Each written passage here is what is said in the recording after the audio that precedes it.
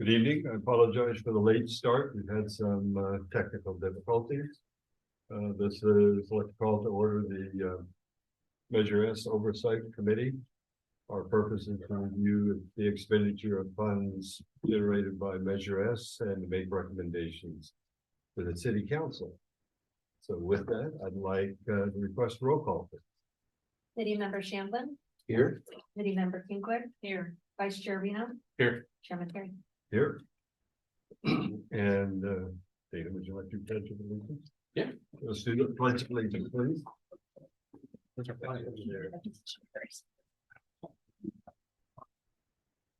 Ready to begin.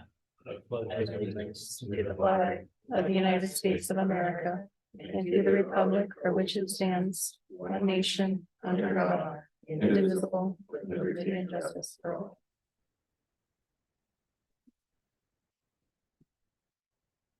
Okay, the first thing on our agenda for the evening is a public comment period.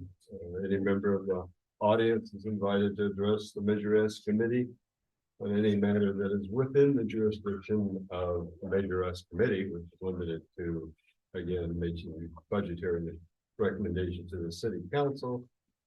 All comments should be directed toward the entire committee. Any comments that are not at the microphone or out of order will not be part of the public record. After receiving recognition from the chair, please state your name and city or county residency for the record. Please comment. Public comment is limited to 3 minutes. Public is additionally allotted 3 minutes each in which to speak on any item on the agenda prior to any action taken by the committee. And please direct your comments toward matters within the jurisdiction of the Measure S Oversight Committee.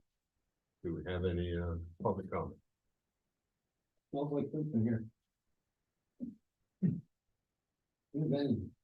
Chair, there are no hands raised on Zoom. Okay.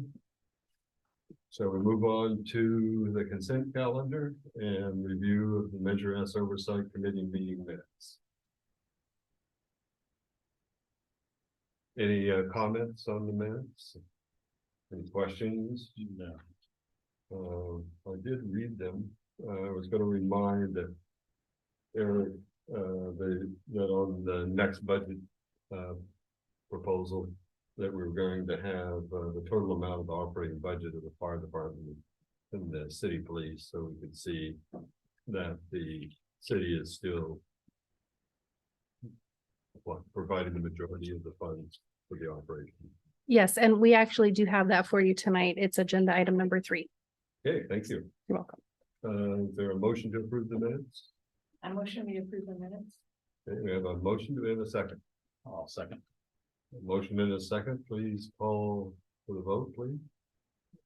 City Member Shamblin. Yes. Committee Member Kinkler. Yes. Vice Chair Reno. Yes. Chairman Terry. Yes. Yeah. So, under new business, I'm expecting a presentation. Thank you, Chair. Yes, City Manager Weir was going to provide this presentation tonight, but he had an emergency come up, so we will do our best. We do have his PowerPoint and the documents.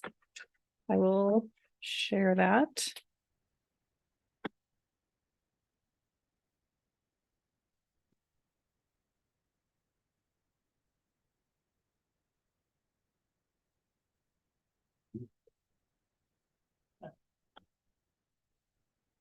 Okay. So what we will be presenting to you tonight is an update on the Measure S funds that were spent in fiscal year 22-23 and what was not spent. And that we would request some of those funds that were approved but not able to be spent to be rolled over into the current year because there were some purchases that we tried to make and just couldn't get them by June 30th. So there are a few things that we are requesting to just shift over into the current year budget. As I said, because we couldn't get them spent by June 30th of fiscal year 23. So this is a chart that the committee has seen many times. We update it each time we meet with the committee. This is the actual expenditures of the last 2 years the current year budget and then the forecast of the next 3 years to make up that 5-year plan that the committee has been working on updating since Measure S came to be. There's lots and lots of numbers on this slide. So we're going to go through kind of piece by piece and point out the highlights. I hope.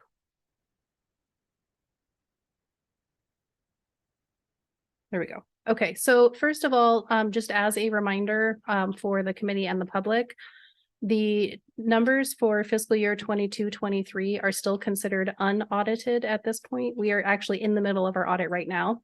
So these are the closest numbers that we have for you at this point. I do not anticipate they will change very much, if at all.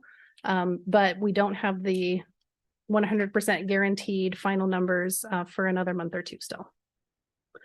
So we were going to start with the fire department because it tends to be the most complicated as far as the accounting part of it goes.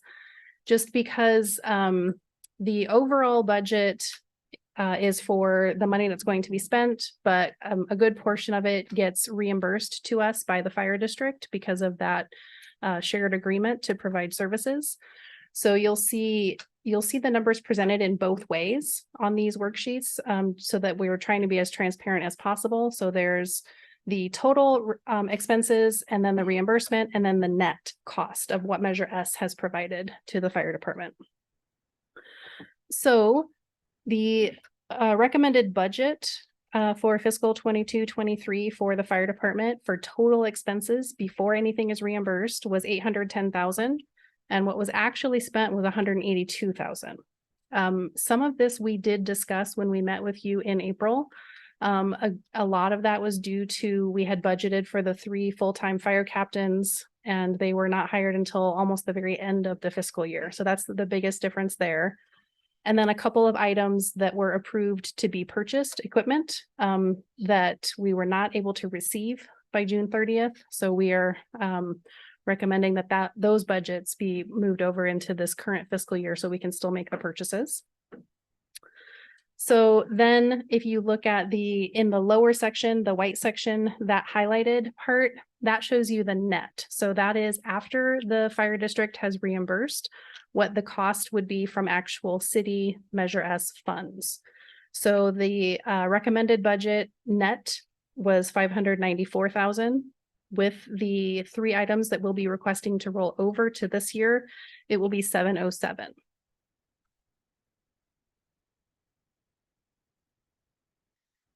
Here's all the detail of line by line, sort of project by project, what was approved, what was spent, and what's being requested to roll over. If you see about the middle of the page where it says roll over, that I'm circling with the mouse here, roll over fiscal 23-24. It's these 3 items that were approved in last year's budget that we need to purchase actually in this year. So there was $75,000 for radios, $65,000 for the SCBA compressor at the fire station, and $12,500 for the skid mounted pump. Out of those, the radios do get reimbursed partially by the district for $40,000. So out of those 3 items, and then with the fire district reimbursement, the net cost to Measure S would be $112,000. And again, those are not new requests. They were approved last year, but we just couldn't receive them in time. Other than that, no other changes.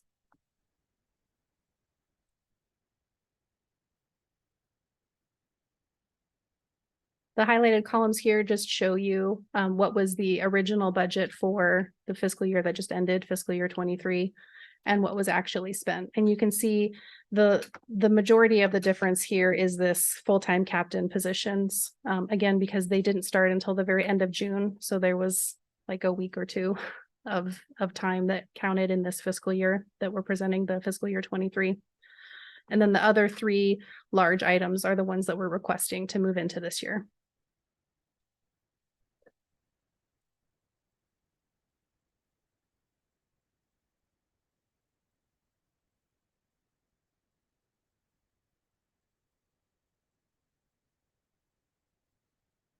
This is highlighted there is the original budget for the current fiscal year and then the requested items that we're asking to move over. Sorry, this is a little laggy. I'm clicking the button and it's taking a minute. Okay, then the green highlighted is just what the new recommended budget will be once those 3 items are added.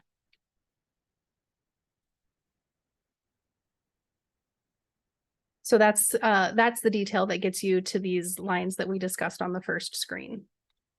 If you have specific questions about the fire department, this might be a good time to stop since Chief Carey is here. If you have questions about what was budgeted or what we're going to be doing in this current year. Are they able to hire the captains?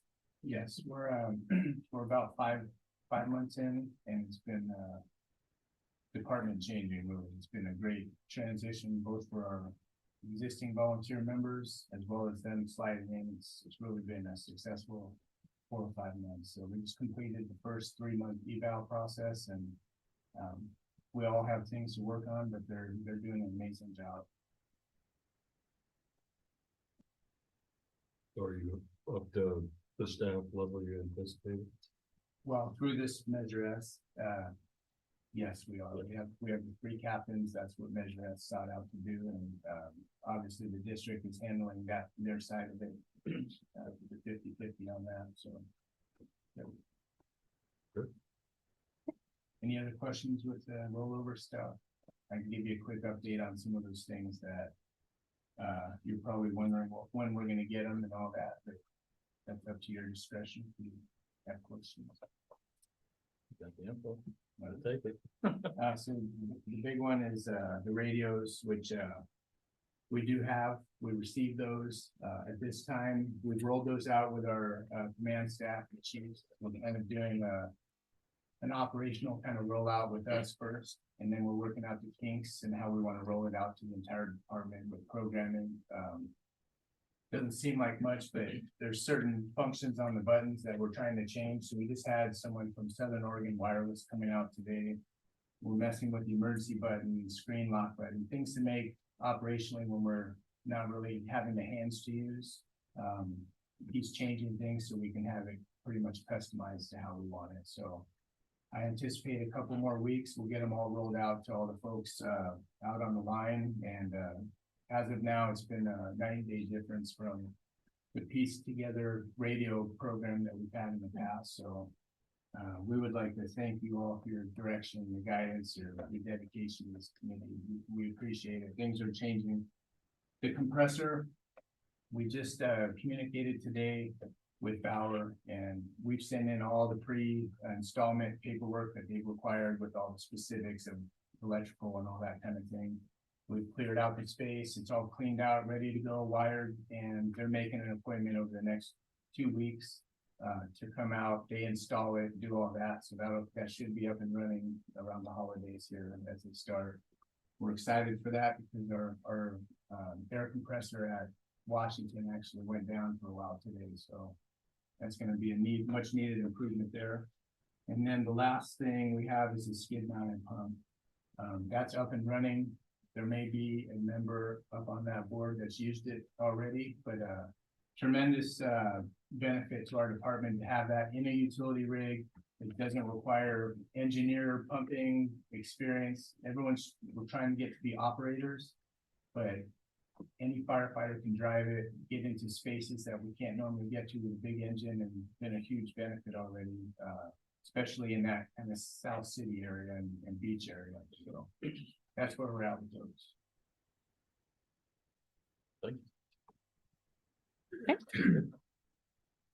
Okay.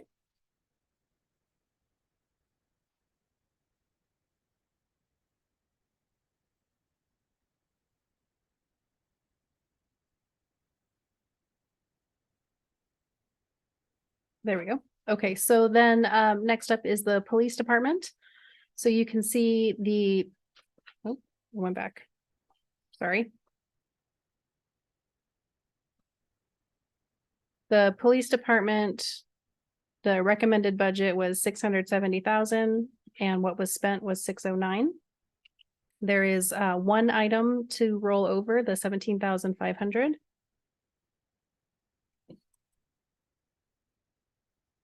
So here's the detail of all the different items that were recommended for the police department and what was spent on each one. I think you will have the columns highlighted here if I move forward. Okay, so there's the proposed budget by item and what was spent.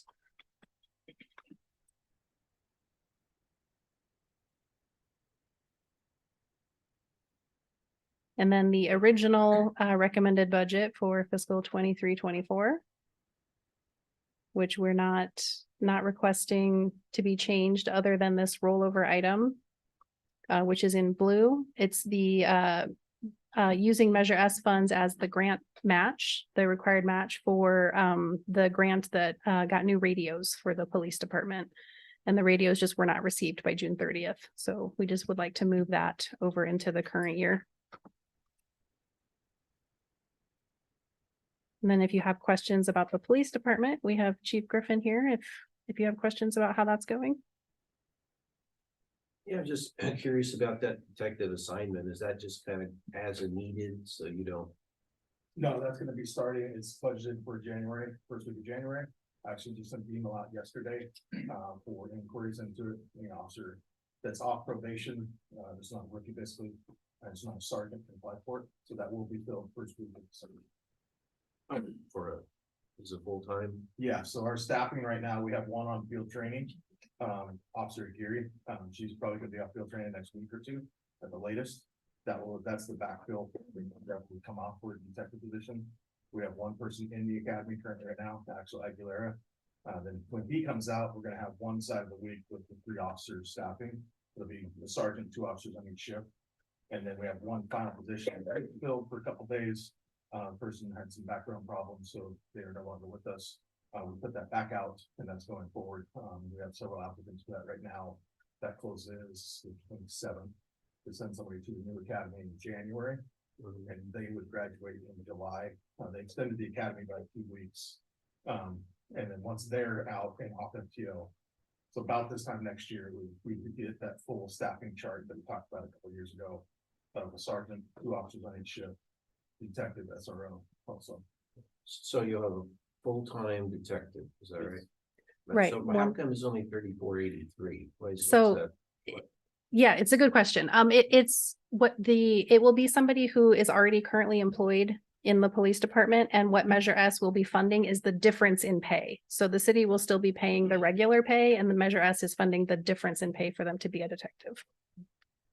By our MOU, they get a take-home vehicle because they have to respond out to certain events, and it's also 5% based stipend for that Sunday. If do you have any questions about any of the other stuff, or I can kind of go through the items? Okay.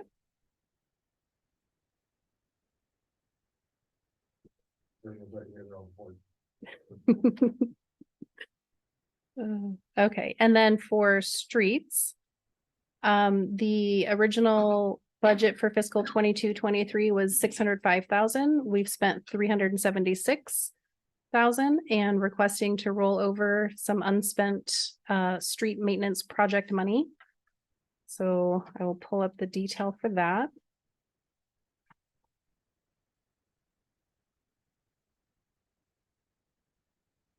Okay, so the yellow highlighted is the original budget and what was spent for each item.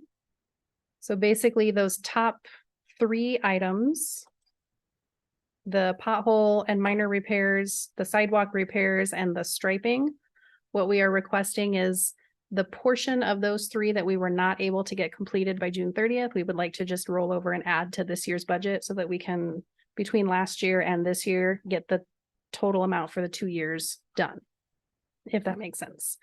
So can I ask the obvious question? Is with the state of our streets, how come we didn't spend more this year to get a lot of this done? Probably a couple answers. The large project, the preceding year ran into 23. there was not a project set to run 23 or 22, 23 is that makes sense. So we did have a 22, 23 project. Mhm. And so that was the large project, so that occupied most of the time for the other answer is. We've established projects that I've got several projects in terms of the concrete, and about 3 different areas to tackle. There's a little, we'll talk a little later about Front Street, possible finishing with that, and then the other item that kind of absorbed most of the concrete and some of the patchwork project is where. And I don't want to say we have it because you don't have the money in hand, but we're gonna get what's called a HISP grant.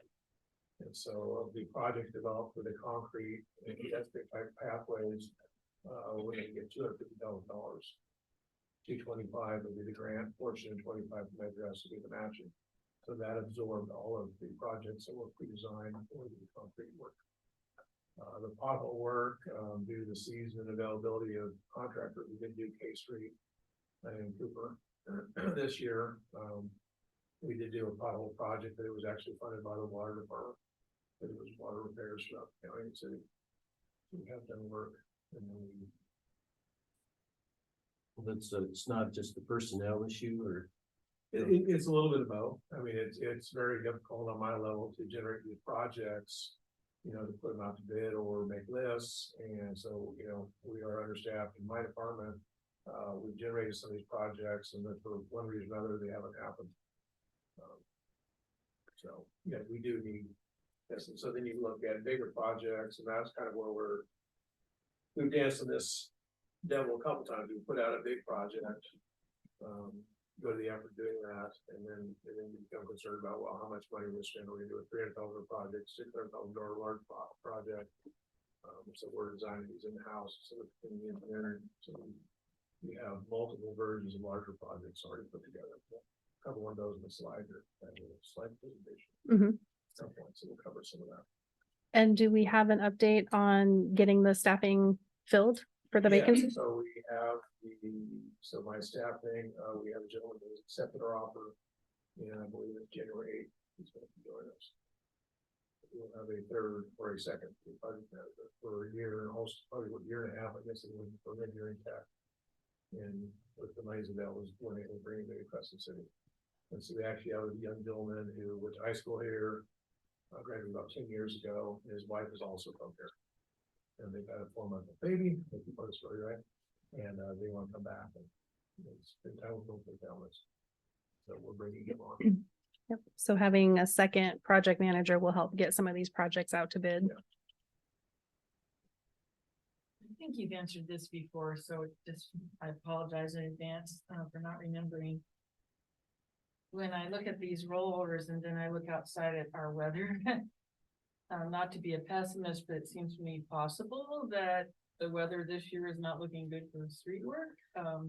So my question is there some limit about how many times we can roll this over or anything? Or is it just... No, there's not. And the money that is going to be rolled over into the fiscal 23-24 budget, we have until June. So the majority of street money will probably be in the spring, I'm guessing. Well, I just don't want to lose it. It won't be lost. There may I be some, love spending it. there may be some benefits from the economy scale. If he gets, if Dave gets assistance, he might be able to put together a package. It'd be more attractive for a person to bid on and do more work. We did like the Cooper K Street, we got 4 bids for that order. But the price you're paying per ton or per square foot on a small big project like that, is double the cost of what you pay bringing in a grinder doing it. And so the projects we put together, you'll see a little bit, how to build our project, but the scale of the price per square foot has dropped down. Just because we're bringing a grinder, we'll tackle larger streets as opposed to running to, 18 different streets. Without putting out a large project, I'm essentially limited to $60,000 contract that Eric can sign. So it's either kind of a $50,000 project or a large project. So we have about 3 small concrete projects that were already set out to be. We tried. I got to speak last year from his leaver. You know, by June 30th, and then it just became kind of a problematic. And so we have done some, but we're also doing buildings and other stuff you folks aren't seeing, and we're also charging buildings. Based on treatment plant and others, so it's lower for Android.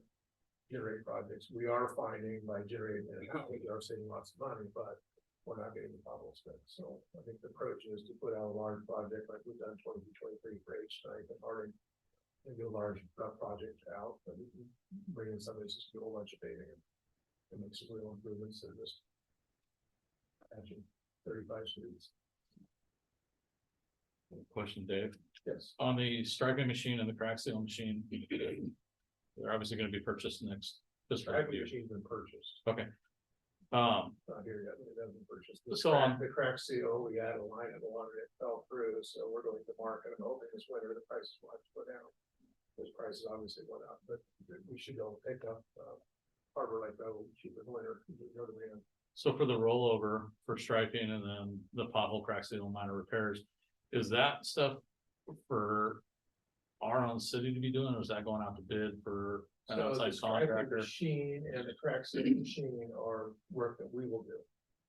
That we'll do it ourselves, so the machine, so the crack seal machine was 80,000, is listed there, so we'll.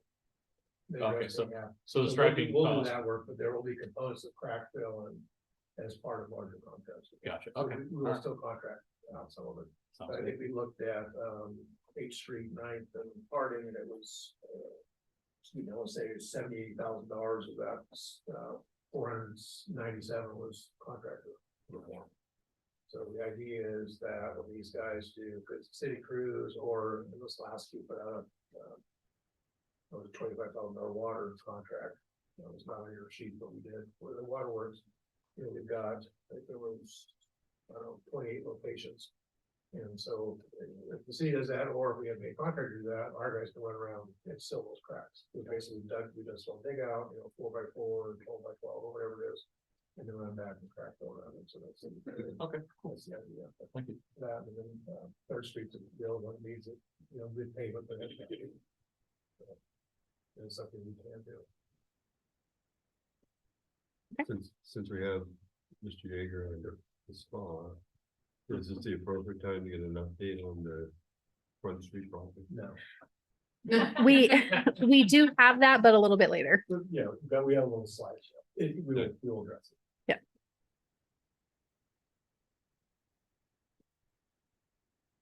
Okay, so that was streets. No, I'm sorry. Mhm. Answer James' question. So we did put out a striping contract. They were unable to complete it. Just due to their unavailability. We did have a late spring, so they came in June, they did half of it, came back in July, and did the other half. So that's why there's a little bit of a rollover. We already spent 20,000 that rollover. Those are easy ones. We did, I think there's a slide on it. On the linear feet of crosswalk we did. Next year, we'll probably do a different crosswalk, or I think it'll probably be yellow thermo and do schools. This is the plan for next year. That's basically pretty, we'll just give a list of locations and, yeah, and they come out, hang it out, because you really know it's not a big operation. It's a local, it's very good.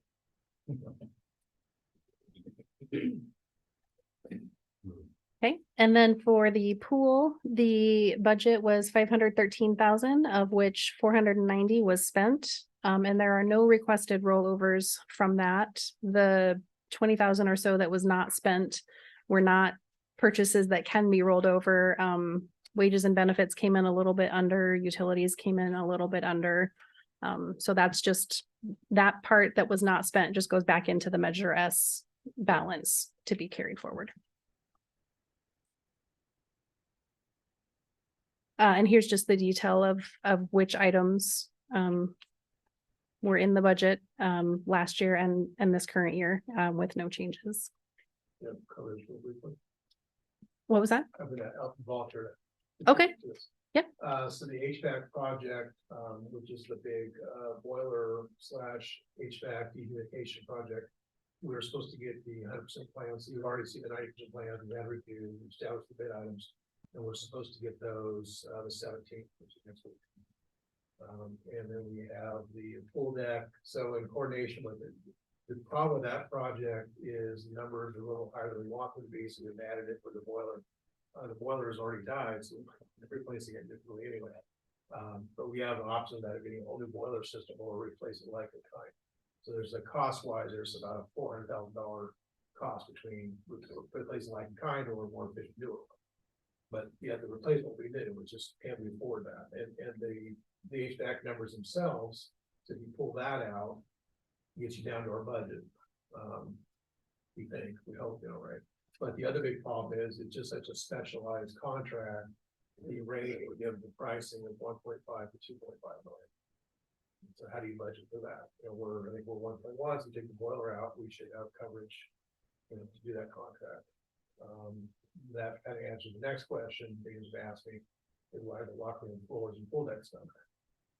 So that's kind of, it's the same deal, a little bit like Front Street, but it's kind of our contingency.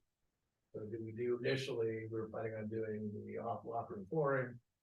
Then you come down to, so we got like set aside that, we got a contract with that, we still have to put out the bids, so we put that package together. So the concept was moving forward is to put the locker room and the pool deck out to the same type of material for both as one contract and bid it simultaneously with the communication project. And then basically we'll get results for both and say, can we afford all of them, or we need the pool deck or the locker room, or do we have to not do either of them?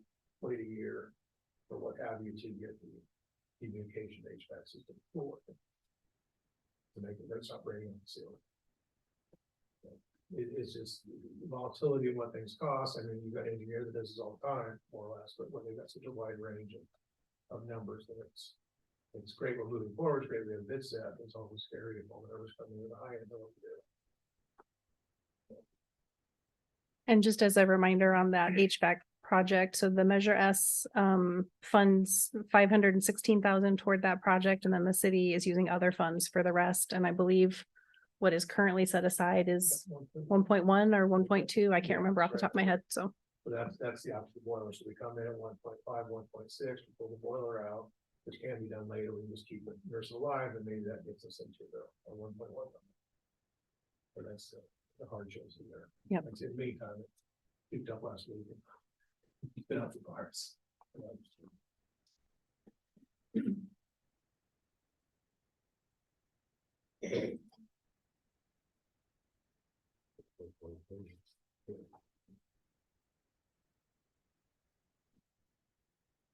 Did I mishear you?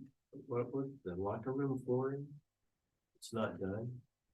Locker flooring is not done. So the original, when I first came to the city for about the first 2-3 months of my employment, they were putting together a locker room flooring project together, went through several iterations of it.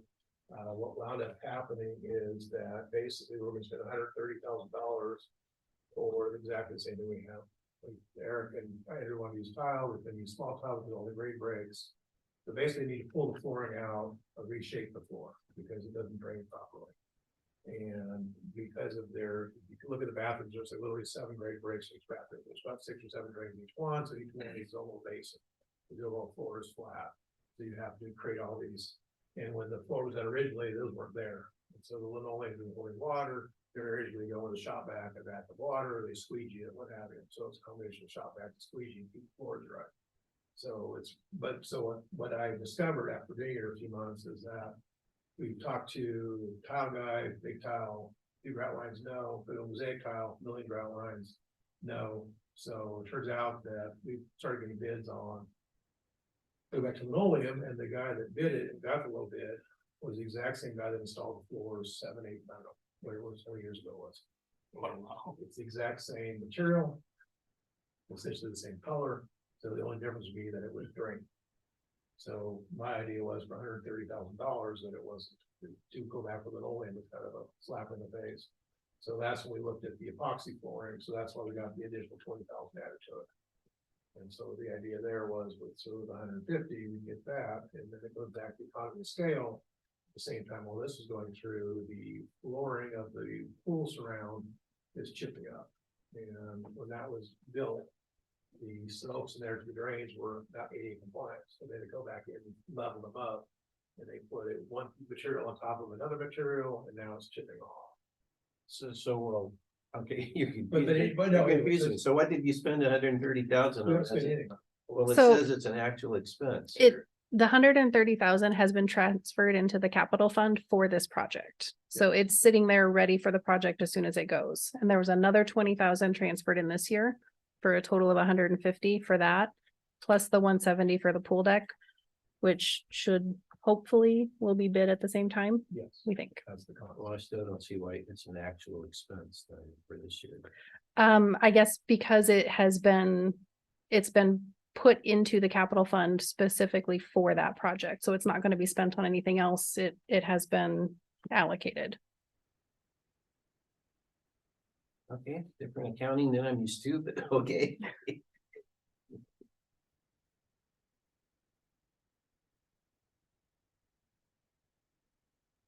Okay.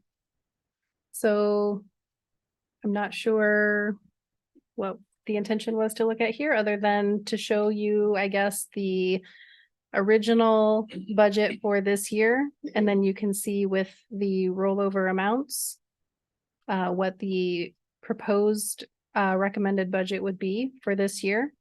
And you can see down in the center here, this 527,000.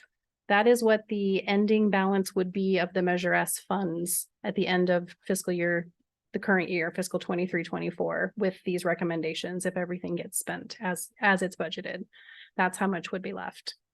And then when you look to the right of that, the projections going out forward, some of the expenses increase over time due to inflation. And that's what we discussed at the April meeting. Just keeping an eye on that year to year to see if the revenues also increase to match inflation as we move forward into year 3, 4, 5, 6, or if we'll need to make adjustments to make sure that the fund doesn't go negative.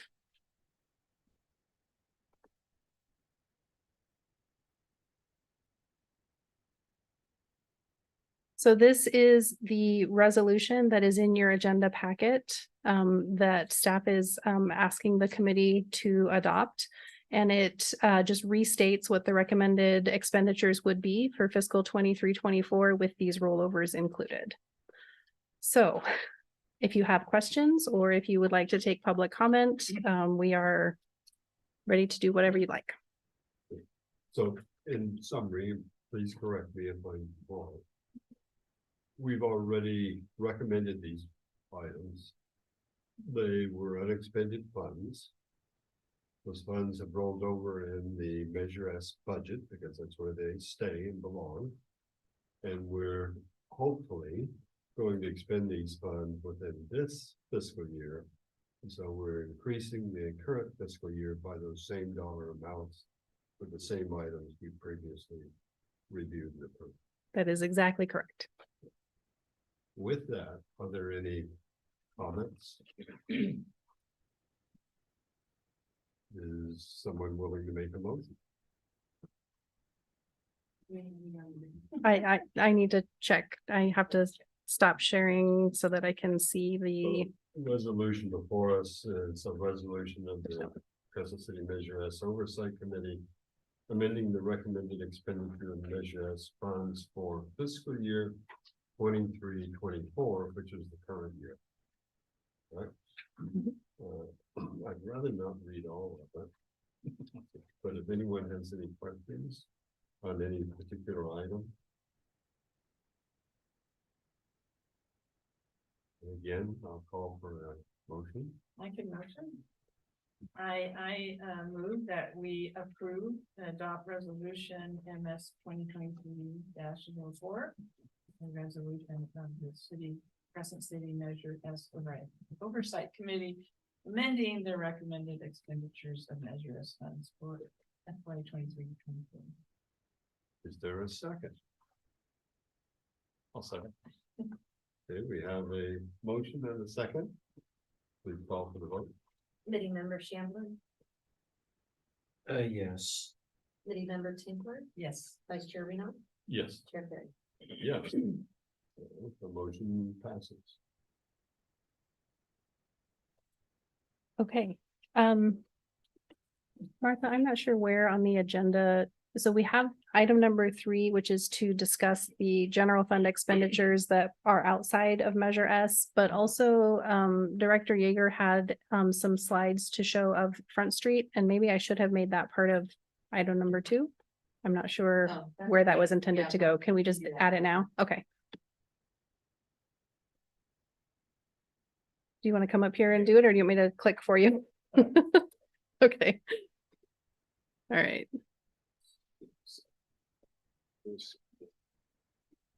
Oh, I need to, oh, shoot, sorry. Can you fix that for me?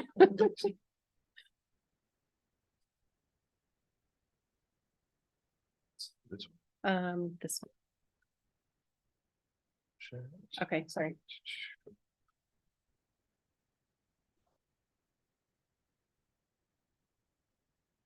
I know I get the big, I've never been up a big chair before. Good evening, just have to say. Good evening, Mr. Perry and board members. So, yeah, this is just kind of a quick update, dealing with the streets and hopefully answer some questions, tell you how we spent some money, so you feel like we are doing something with your money. And yes, it would have been nice to have done more. But so kind of backing up real quick, most of these slides. So this is what was done in actually this year. Or excuse me, this was a split project. This started in June, finished in July. So we did the rough patch on K Street, so nobody lose a transmission, and did a large section on Cooper Street where it was just rapidly deteriorating from year to year. And so we did do a dig out. So we also fixed a sewer line, so K Street will still stop dropping into the ocean. So that was at 45,000. That was funded entirely with Measure S. This is a little project, and this is a couple neat things about this slide. We got good bang for our buck. So the crew on the left is actually the city crew, and the taller gentleman up front is actually one of our E3 students from the summer program from the high school. So the city crews actually did the excavation, and the rough placed some of the rock in there, and that was not a Measure S expenditure. That was just standard labor crews. We hired Walton Construction to come in and do the form and pour. And so we got rid of a driveway, did probably 50, 60 feet of curb and gutter, and corrected an ADA ramp, and did 130 feet of sidewalk for the low price of $79.10.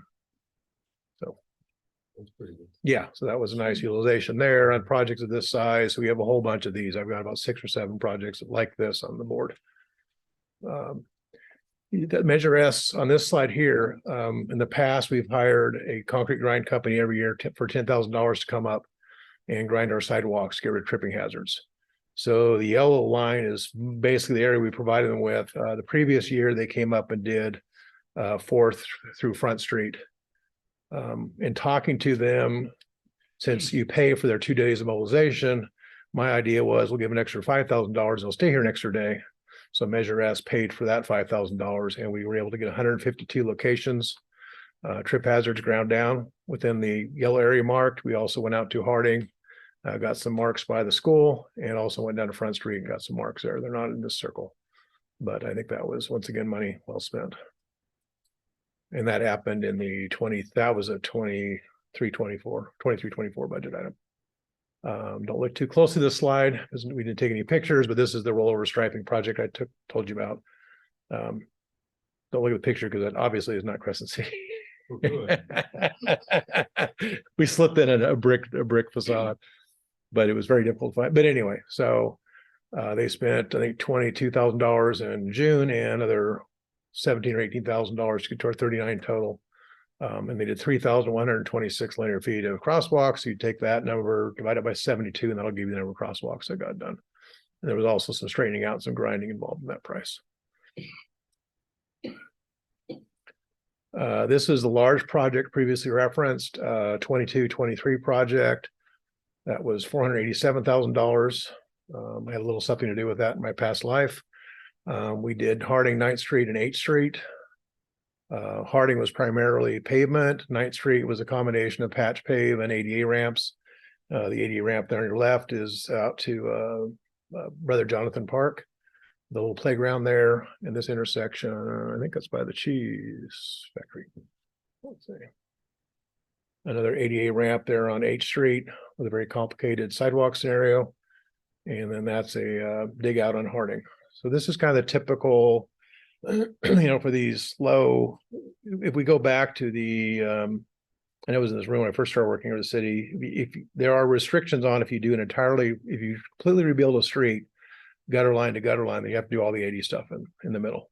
And that just basically reduces your area you can cover by about half at least, depending on the scenario. So this was 6 blocks of Harding, 12 blocks of 9th Street, I believe, and 7 blocks of 8th Street for the 487. This is probably kind of the scheme if we're after ADA stuff, if we can pay for ADA ramps with the other grant money or separately, then we can do more paving. This is a potential larger project or a section of one, just kind of show you an example. So this first slide here, get my bearings, so it got changed slightly. The right side slide is B Street. And then we've got 2 sections of G. And then we start going north on A Street. And same thing on this. This is A Street continued up. So we got the area there. I should look right here. Let's see. Jacker and up all the way up to Pacific. So, there's 2 very bad blocks up there by Pacific. There's the block of 8th and 9th is horrible. And so this would be, so for that kind of work. So this is already set up. We were trying to possibly link this with the paving at Front Street. We're late in the year. That's not going to happen. So I think what we'd like to do is take this project. There's some dig outs in North Crest. There's plenty more to do on 5th Street. There's all 8. I mean, where do you stop? As we remember from our pavement lady, we knew we're at $39 million. So it's very easy to spend, $600,000. But this is a project that's measured out. It's painted on the ground. We could roll with this one as well. But I think we're going to look at the economy of scale, bring a grinder in. The problem with A Street in particular is the traffic control. There's no real easy detour. So you could put it out. You need to add a sort of economy of scale angle. If you get a large enough contractor will bring in their own grinder or bring in a grinder and do it, so they can grind it one day and pave right behind themselves. Otherwise, you run into a situation with detouring traffic that you're going to have to shut down overnight. And so if you put together a larger project, you get a larger contractor will show up with a grinder and do it that way. All right, Front Street. So I can't remember exact date, was on the other slide, but anyway, we have begun Front Street, the G through I Street, the base bid portion.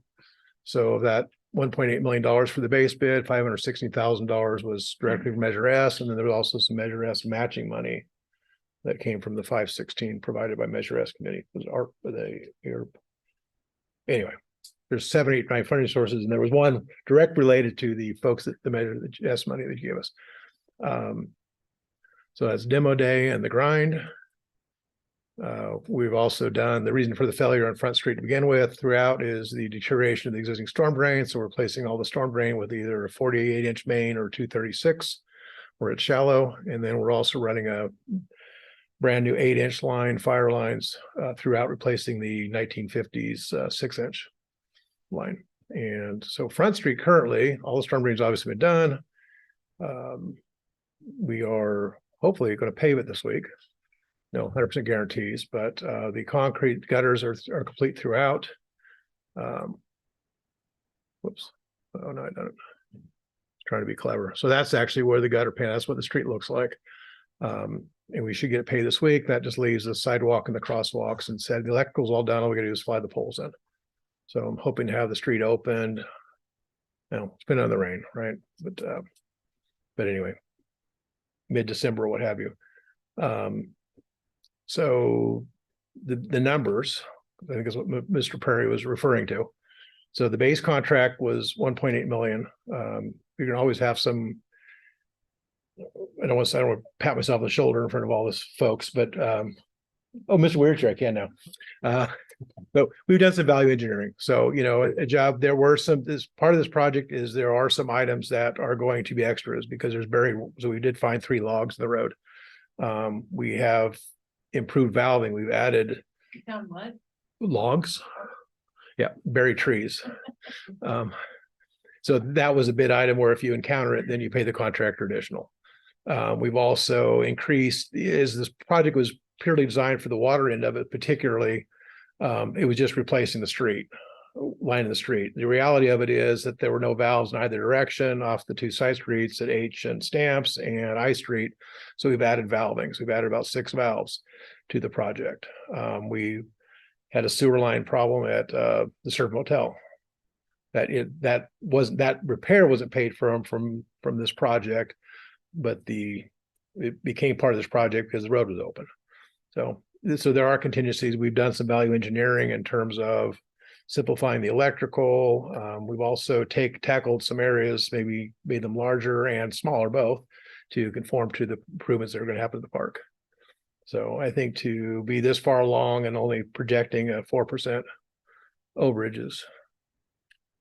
Good. Yeah, I think, so there are costs, I guess, that we do have ads, but we also have credits. And that's the target. Yeah. So getting into this project and bids coming, we're happy with the bids we got, but the reality is, based on all the funding sources for the entire project, not just the base bid. The base bid had a little bit of contingency money. The overall project had a $7,100 contingency. So we had enough money to do the base bid without any problems. It gets real tight, obviously, with the additive, because this is the first 2 blocks, and we do have the 3rd block between I and Play Street that we still want to accomplish.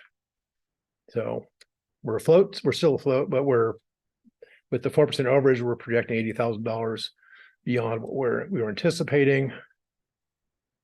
So this slide, we're assuming a 6% contingency based on the 4%. I mean, traditionally you assume 10% contingency. I think we got a pretty good feel for what we're doing. I'm also hoping that I'm being conservative. We have deleted some items from the next phase. We've actually run some pipe into the next phase. So there may be some offsets there.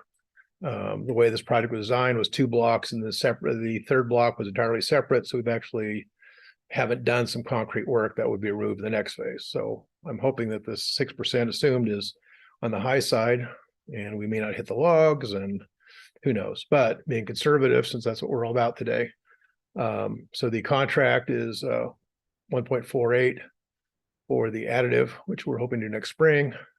So projecting 6% contingency, that's another $88,000 on the oversight. So subtracting out our big 7151 contingency, that leaves us $161,000 short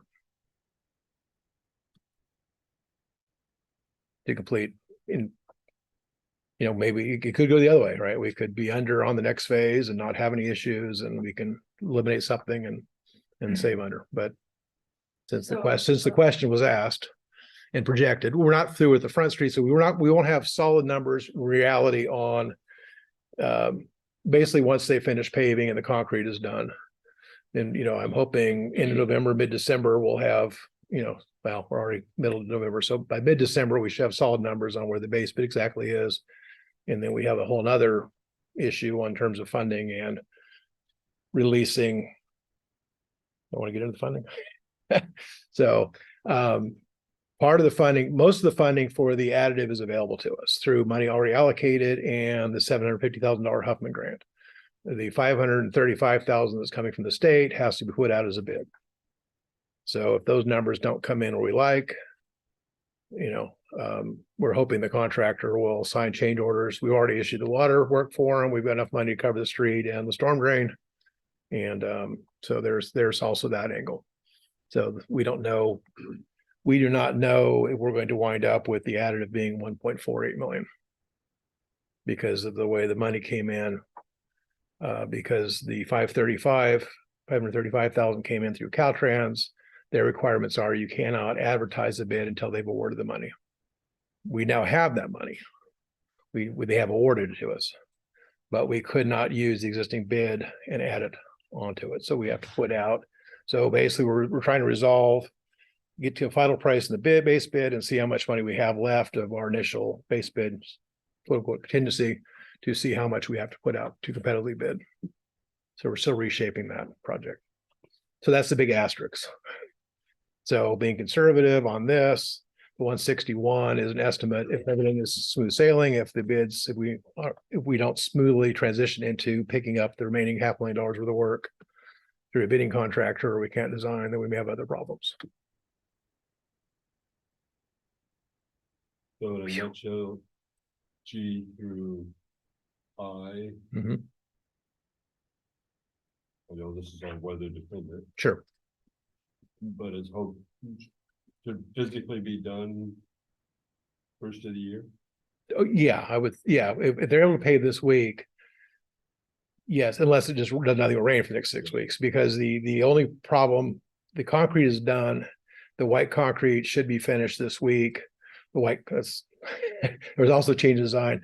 The concrete that's not colored and not stamped, you can do in a little bit of rain. The stamped concrete, because it's colorized and stamped, and it has a release agent on it, if it drizzles or rains, it's going to smear the color. So unfortunately, that becomes extremely weather dependent. So they could, if they know it's not going to rain, they can pour it in 6 hours, they're good to go.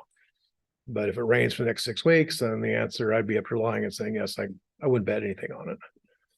But based on the schedule, the amount of work left to be done, yes, by the first of the year, we should be finished. Well, at least you're not etching in Dungeness crab and salmon. Not this time. I still have those in my front yard though, if you want to see No them. problem. Sounds easy, but. Sounds easy. Yes. So that's an Ernie Dave Anyhow. joke. And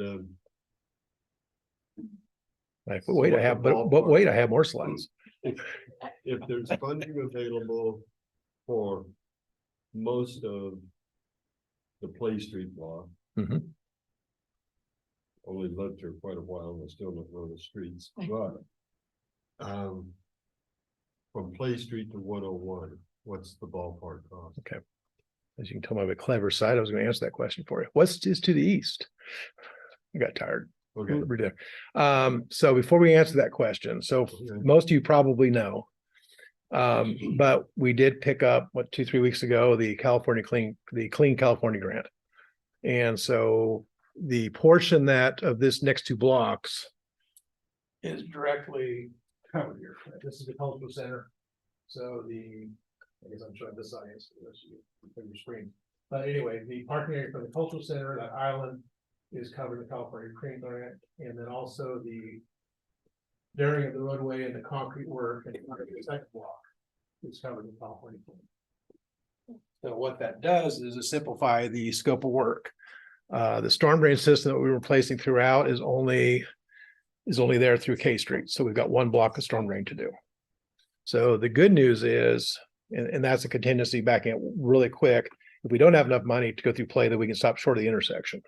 So one way or the other, we can finish it. But that being said, if we go through the block of Play Street, which is ideal, then we're left with just 2 blocks and only 1 intersection. So that would be a cost savings. Only 1 block of storm drain. There are still 2 blocks of water. These are components. And then all the work to the south of the 3-lane section is covered through the Clean California. So we were, let's see, the 1 block of Play Street, we're paying 1.4 million for. And that's with all the materials included. If you look at our contract, the 1.8 million that you saw for the first 2 blocks of the base bid, all those materials, the lights and the storm drain were all pre-purchased. So that altered the cost there. So to do a correct comparison, you use the unsupplied material block. So that's basically what I did this afternoon. I ran through it, eliminating the sidewalk. The bottom line answer, so the one thing I didn't catch, and this is, there's going to need to be some more thought. So I'll throw out the caveat, the asterisk before I give the answer. We really need to, one item I didn't think about, which really jerked our number up, was the electrical.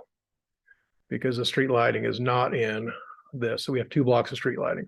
So comparing the 1 block versus 2 is a pretty high number. Now, I don't know that we're going to need to do all this, without sitting down and figuring out, do we need to do street lights? There is no middle of the street on that last block. Can we leave the streets on L Street there and not have to do any street lighting? So there's a, $150,000 fluctuation on electrical alone on those 2 blocks. But that being said, including the electrical, including storm drain, including some extra drainage, I came out to 1.6 million.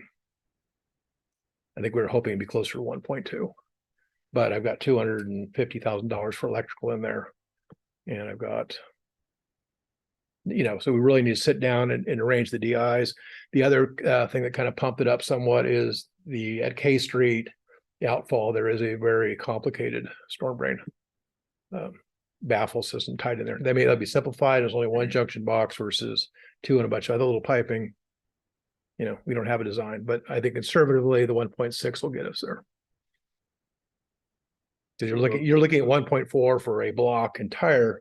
We only got one intersection, 2 blocks, and we're 1.6. And so Dave, as far as timing then and just for information for the Measure S committee.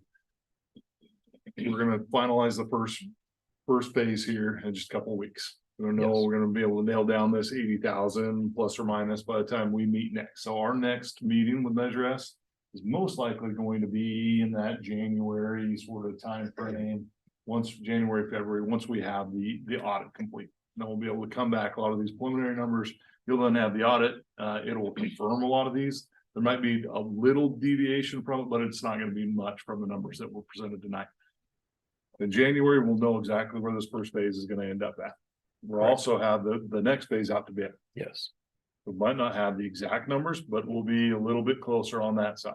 We'll have also put out a grant application, which is where it's gonna tie into this. So for that street portion, we're gonna apply for another grant. That grant's due in March. We probably won't hear until maybe April or so. Or it's gonna be later than that. It's probably gonna be like June, July, August. It's CDBG, so we don't And know what was that exactly. do? That would do the street portion. So we're going to apply. So this Clean California was a $3 million grant. The CDBG one that we're gonna go for, will do the street portion exactly what we're talking about tonight, and we'll also pick up K Street. So it'll try to complement the new transit center that's coming in, redoing K, because K, as we all know, is another really rough street. Some work's been done, more work needs to be done. It needs to have some underground work done. There's a lot of infrastructure in K Street, which is why it's so convoluted and so in such bad shape. Bottom line on all that is this Clean California is gonna be constructed in summer 2025, we think. Yes. Yep, so we're a couple of years out. We'll have a lot more information at that point in time. But as we're discussing budget with the Measure S committee, which we'll have the audited numbers in January, February. We'll be working on budget probably in March with the Measure S committee. So we can make our April budget meeting for the council. Those are some of the timeframes that the Measure S committee needs to be thinking about. If they do want to try to fund a portion of the street work, or maybe it's only one block, right, to get us that much closer, right in front of the transit. That would be the time to say, we want you to hold some of this money back, or go ahead and we want you to do another street with it. In the perfect world, the silver lining, if you're looking for one in this, is if we were able to get, so based on the CDBG grant money, we're gonna apply for, hopefully, here in June of 24. Stover's already working on the design. We held off on having to finish the design just to see if this California Clean came through. So we've got the designs. The design is not gonna be the problem. The permitting is not gonna be the problem. Through the park and through others, we'll be able to get California Clean by the 2025. So if the street portion was able to bid out with the street portion of the California Clean, the economy of scale, traffic control, not having to worry about, it's just the way to build it. The way we're at now, basically, we just be socking existing pavement, leave the 2 lanes through there, and then do the work off to the side. But in a smooth world, if we're able to pull off building the California Clean portion of the street, or all of it in 2025, as well as tackle those last 2 blocks. So So if you, assuming you apply for the CDBG funds. You expect an answer June. Yeah, let's see, March, typical awards. I'm trying to think, a lot of times it was July and we didn't hear until October. So it's about 3 months, so June, July, August, somewhere in that range. And not to add a step here, I think, because this is going to be first come, first serve, as opposed to the 3 month period. We can actually, it comes out in January 1, and we can actually turn it in right away. So we're actually working on it to some degree already. And so we'll get them in. And so if they get filled up, then we may find out sooner. And I think they have to lead into March, but I think if they're allocated, because this is, I mentioned for FC, we got more money on him. We got an F Street grant, which is a continuation of the CDBG grant, doing a block and a half of F Street storm drain. So one more project but that was basically a waiting list. And so this kind of perpetuates, something has gone in the grant world in terms of streets that are allowing us to, I don't want to say confidently apply for CDBG, but we're, CDBG is just constantly changing and they're Yep. changing their parameters and how they're doing things. And they're trying to figure out how to do it. Right now, for infrastructure projects, it's basically a first come, first serve. And so we're set, we know exactly when it's gonna fly. Our project's gonna be ready. It's shovel ready. We should be very competitive. Soon as it opens, we're gonna have that in within a minute, basically is our goal. In that time frame, past projects have been funded. How many other agencies are sitting there right now saying we're also gonna submit within a minute? I don't know, right? Is that gonna crash the whole system? We'll see, but that's all right. That's the plan. So, well, a lot of information there. Yep.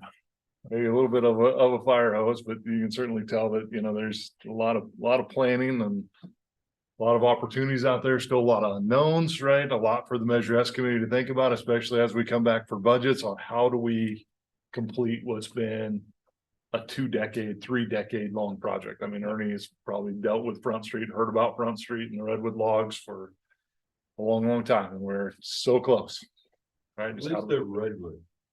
Pacific Avenue was spruce stumps. There there. like what they call Humboldt crossings or just something else? Oh, it's worse than Humboldt. I think at least those are good logs.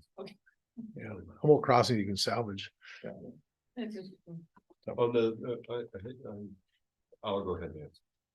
So on the CDBG funding, just for purposes of discussion, if you got an answer on June 1st, just pick a day, Mhm. how soon could you go to bid? Do they still have that, you can't go to bid criteria until yada, yada, yada? Yeah, they would, you know, what, by the time we get the contract, then we could go out to bid. So it just all depends on their staff. All right, they'll notify us, and then a lot of times it's been several months before we actually get a contract from them, and then they want us to go quick with it.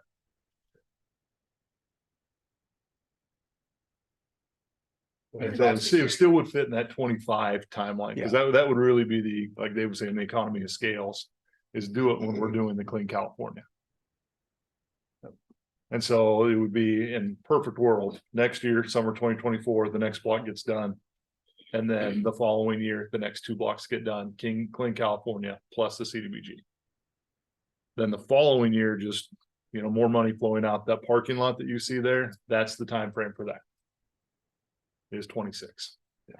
And the other thing we might pick up in 24 is we have to do this one pop out. That's already been permitted. So we get California clean money, we may tackle across the street because that's not in the coastal. That may happen sooner or later. We have to do that before we usually work on the other side. We're gonna eliminate the bus stop. Temporarily move it over there, waiting for them to put in the larger kiosk. Our balls there. Just my own curiosity, is it a factor that we're somewhat isolated, that some contractors don't bid just because of cost of getting themselves here? I'm just curious. We are lucky to have, you know, 2 or 3. I think we got 2 bids on the Front Street project. We could theoretically have, you know, Mercer for a large enough project. You're gonna have out tidewater always, and they can bring in concrete subs. So there's enough local employment. GRS out of Norcata is bidding work. They were our second bid of this project. Mercer Fraser is also available to bid large projects. So they're a large, you know, $3 million road project. Mercer Fraser's done work for the city in the past. There's also McClendon contracting. A project of that size and road type, and this project is not that hard to get competitive bids on. As mentioned earlier, the pool is a little different animal. There are many contractors doing that, and so it also, you know, with all this work and all the grant money out there, it causes this competition of contractors.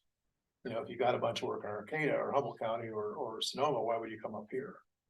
You know, because there's enough work out there. So that's the negative of all this work, money being available is there are lots and lots of projects out there. So it does spread out.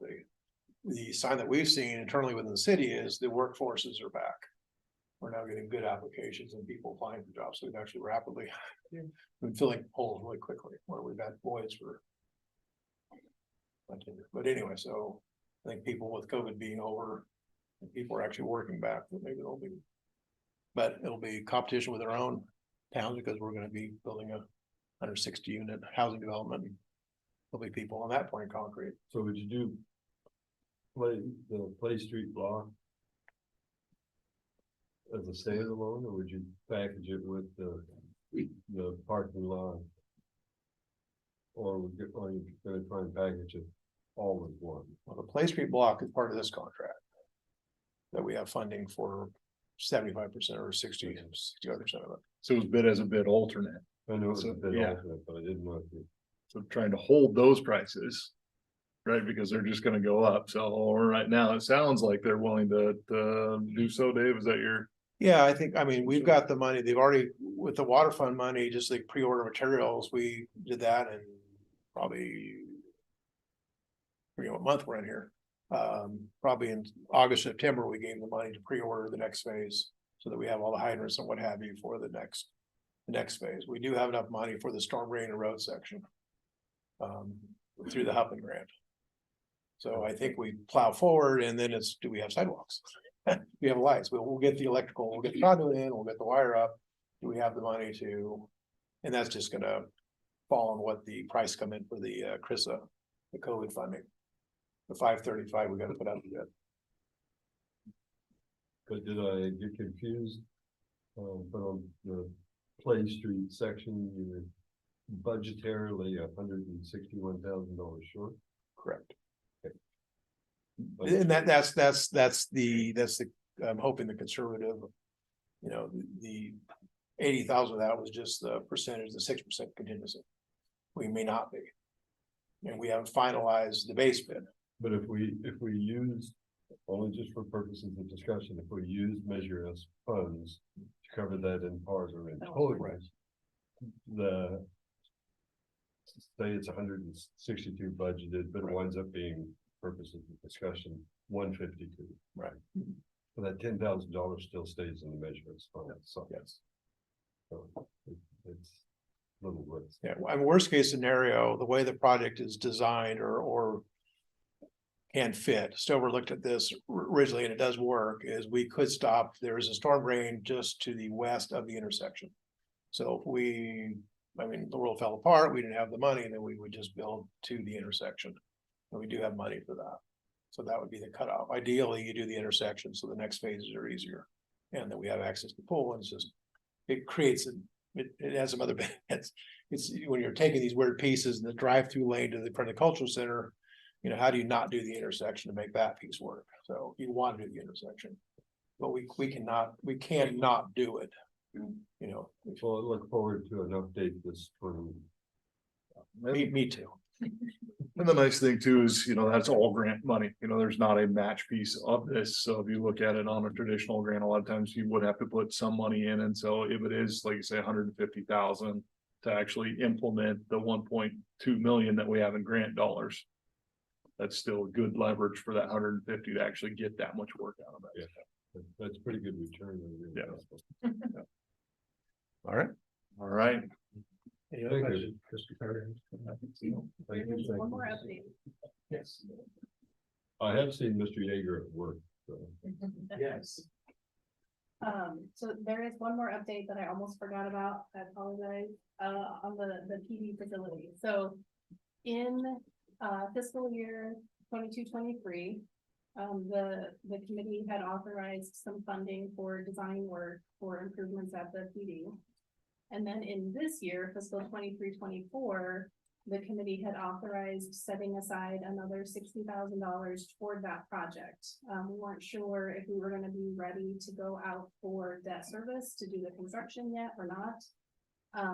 It's not quite to that point yet. We think that won't happen until next fiscal year, but in this current fiscal year, we do need the funds to finish the design because there's geotechnical work that has to be done. And Dennis is here. He can give an update on what the status is of that project if you would like. Yes, we have Dennis Dong, who is one of the principal architects for his firm and has designed many public safety facilities across the state of California. He's been really great to work with. He's also helping us out with City Hall. And so if the committee does want an update from Mr. Dong, he is here. Are there any changes, significant changes? The only significant change would be to the geotech, which is what we're asking for tonight, for just a little bit more money. Other than that, it's proceeding. Schedule wise, we need some answers from the geotech first, but we're thinking couple, 3 months, Dennis, and we could be ready to have completed construction documents. Then it would just be a matter of finding the actual funding.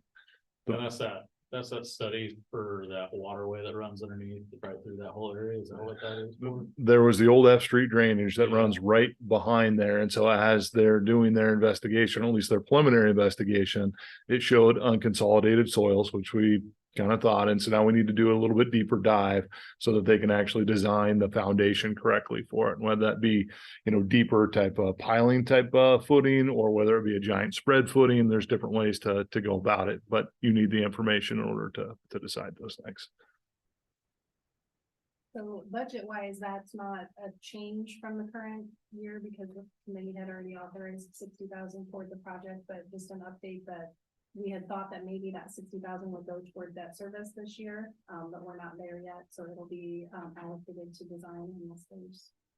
Well, it's certainly critical to go. You know what's under there. you want it to work. Some of the other investigation that's been done, they have x-rayed, so to speak, the walls. There is rebar in the walls, which we weren't sure of. And so that will help on that side of things. Mike Young, local civil engineer, is working with Dennis to help with the evaluations on the structural side of things and making all the tie-ins. So some good news on that front. Downside is, and just complete disclosure on it, the remodel is estimated somewhere between $400 and $500 a square foot is kind of what remodel costs are going for public facilities, new construction. Dennis was saying they've seen bids upwards of $1,000 per square foot.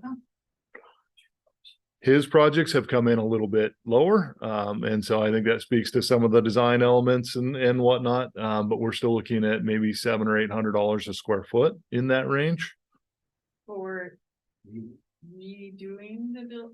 Well, there's the remodel piece of it, which would be upgrading the existing facility, putting in a new bathroom within the existing walls. And then for this, there's actually an addition of about 1,500 square feet, if I remember correctly. We just ran the numbers this afternoon, and that's really for locker rooms. We have a force now that consists of male and female officers. We don't have facilities that are very conducive to that, and so this would build a new locker room on the backside of the PD. Total estimated cost for the project right now, as we were in the preliminary numbers, and I wish I had them. I might have them right here. So, as I was running some very quick numbers with the team today, our preliminary estimate is going to be somewhere around 1.7-ish million for the upgrade. Now, this does the entire police building with the addition, also paves the parking lot to make that conducive for the officers as well. So that's a budget, assuming a USDA type grant for 35 years, you might be looking at an overall debt service on that of somewhere around 100,000 would be a good budget number to be thinking about. Currently in the model, we have about 60,000. So those are some other future considerations. We don't know exactly those numbers yet, but look forward to an update in the spring. Dennis or Measure S, I mean, you have the architect here as well. So any questions you might have on that.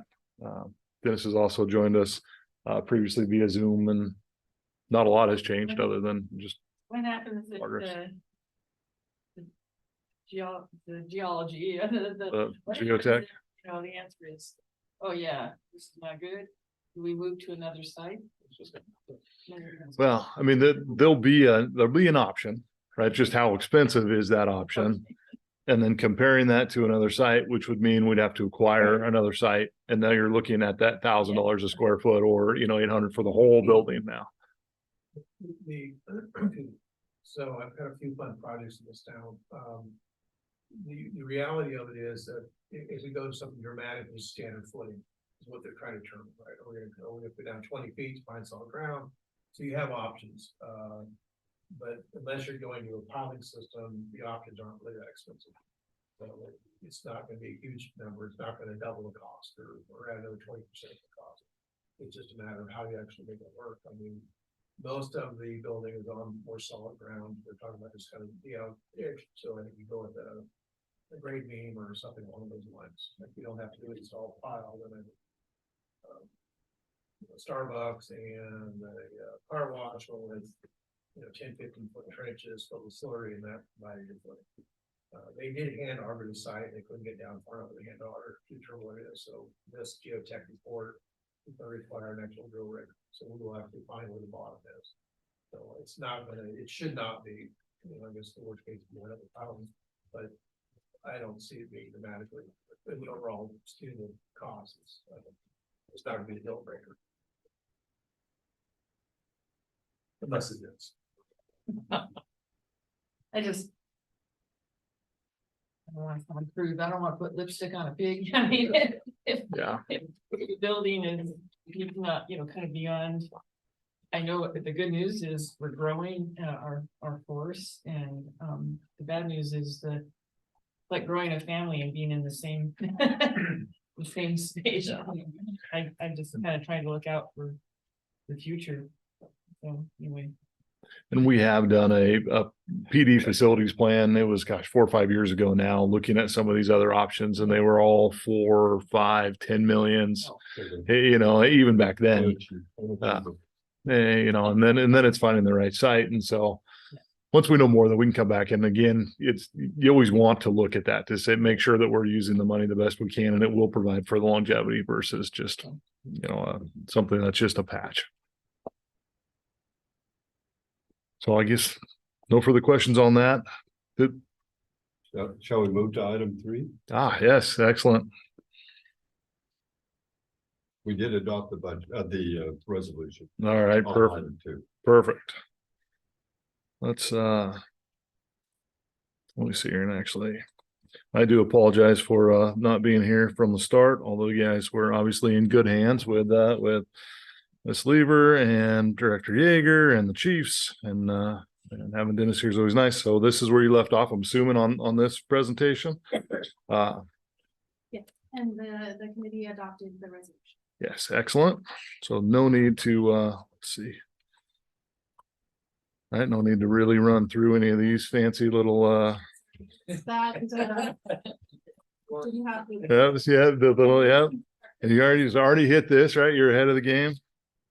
Perfect. So now let's talk about general fund expenditures before and after Measure S. So a big part of Measure S was to augment the existing services and provide better service to the community in the form of police, fire, roads, and the pool.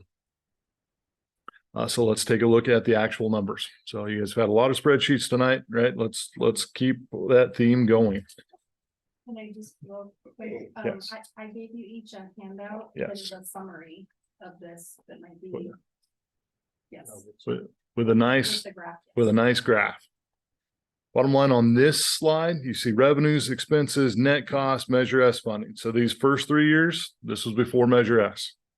Average general fund expense prior to Measure S for the fire department, $240,000. Measure S comes in, and you can see it was slightly lower in those first couple of years for the fire department because we didn't have the full-time captains hired yet. You can see it's much higher in this year, but before Measure S, $240,000 from the general fund. After Measure S, $471,000.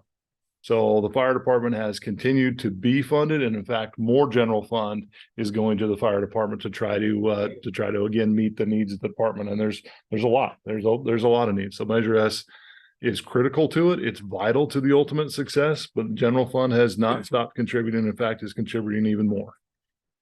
If you look at the police department, again, same format on these slides. First 3 years without Measure S, the average police department budget coming from the general fund, 1.8. Didn't meet the needs of the police department. Measure S has allowed us to hire more individuals and get the resources and equipment that the chief has been looking for. You look at the next few years, though, again, general fund is providing even more money. We've had to keep up with wages. We've had to try to retain the officers we have, recruit other officers, and those costs continue to rise. And so that's what we're looking at here. So again, Measure S did not supplant general fund. It is contributing to making the both the fire and police department augmented and better to offer the service to the community.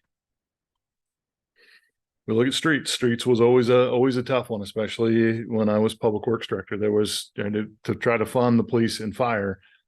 It was always streets that got cut, and our streets have suffered because of it for years and years. You look at this dollar amount, 210,000 citywide for street maintenance, right? Which is just, I mean, that's, some of the public works crews labor and whatnot. I mean, you're barely patching potholes at that point.